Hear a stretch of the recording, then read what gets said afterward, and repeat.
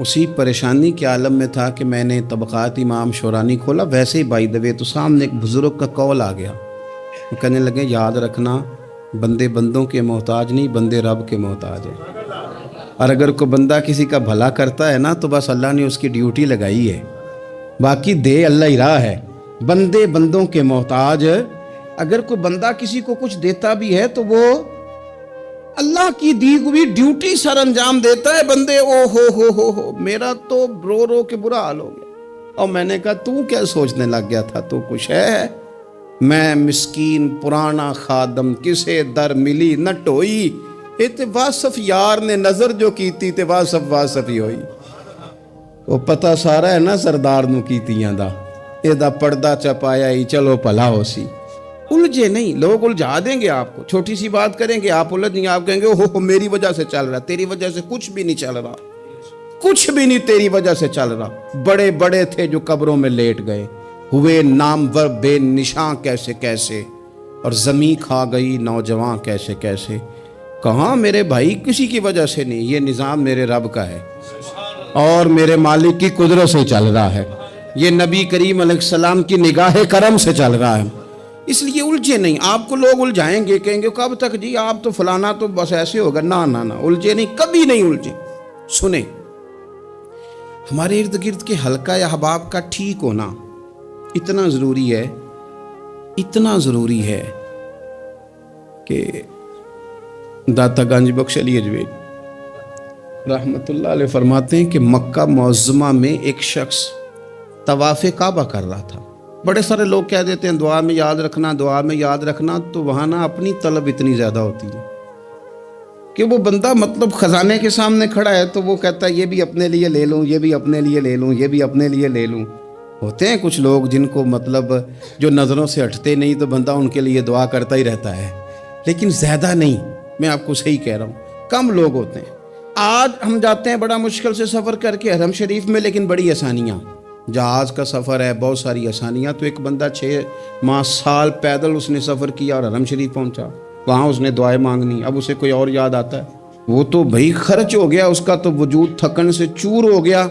لیکن داتا صاحب رحمۃ اللہ علیہ فرماتے ہیں اس شخص کا حال یہ تھا کہ وہ حج کرنے گیا، جتنی بار بھی دیکھا نا کعبے کا طواف کر رہا ہے، غلاف پکڑا ہے، اور کیا پتہ کیا آ رہا ہے، یا اللہ میرے دوستوں کو ٹھیک کر دے، یا اللہ میرے دوستوں کی اصلاح کر دے، یا اللہ میرے دوستوں پہ فضل فرما دے، یا اللہ جو میرے ارد گرد رہنے والے ہیں انہیں اپنا قرب دے دے، ان کا رستہ آسان کر دے. وہ کہتے ہیں ایک درویش سے نہ ہی رہا گیا، اس نے کہا خدا کے بندے کچھ اپنے لیے بھی مانگ، جتنی دفعہ تجھے دیکھا ہے تو کہتا ہے یا اللہ میرے دوست ٹھیک کر دے، میرے دوست ٹھیک کر دے. وہ کہنے لگا تمہیں پتہ ہی نہیں، یہ بھی میں اپنے لیے ہی مانگ رہا ہوں. اس نے کہا اپنے لیے کس طرح مانگ رہا ہے؟ کہنے لگا وہ ٹھیک رہیں گے نا تو پھر میں بھی ٹھیک ہی رہوں گا.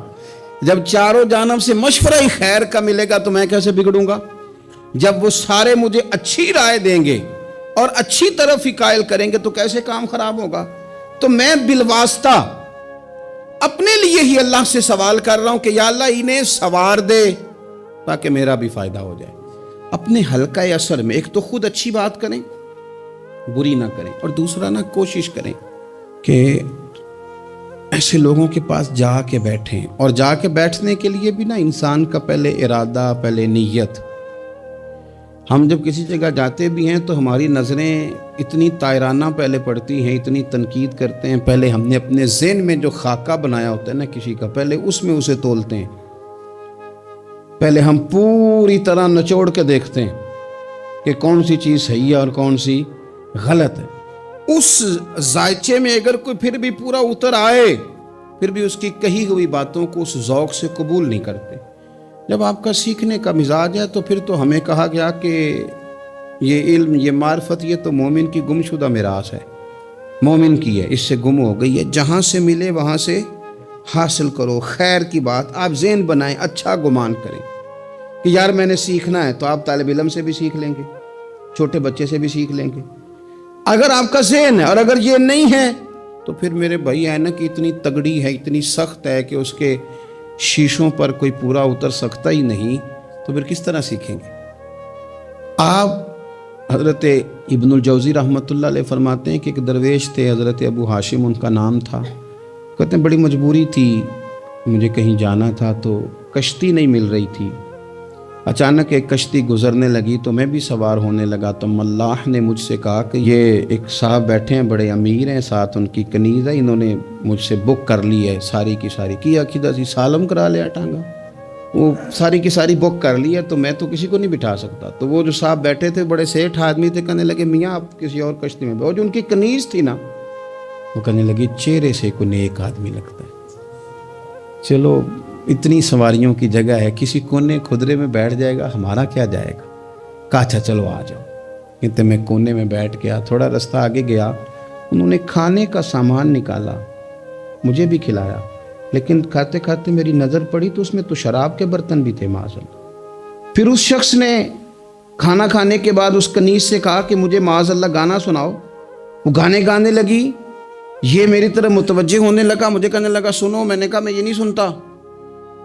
پھر میری طرف شراب بڑھائی، میں نے کہا میں نہیں پیتا، تو کہنے لگا تو کیا سنتا ہے، تو کیا سنتا ہے، تو کہنے لگے میں سناؤں کیا سنتا ہوں، کہا سنائیے، فرماتے میں نے قرآن پاک پڑھنا شروع کر دیا۔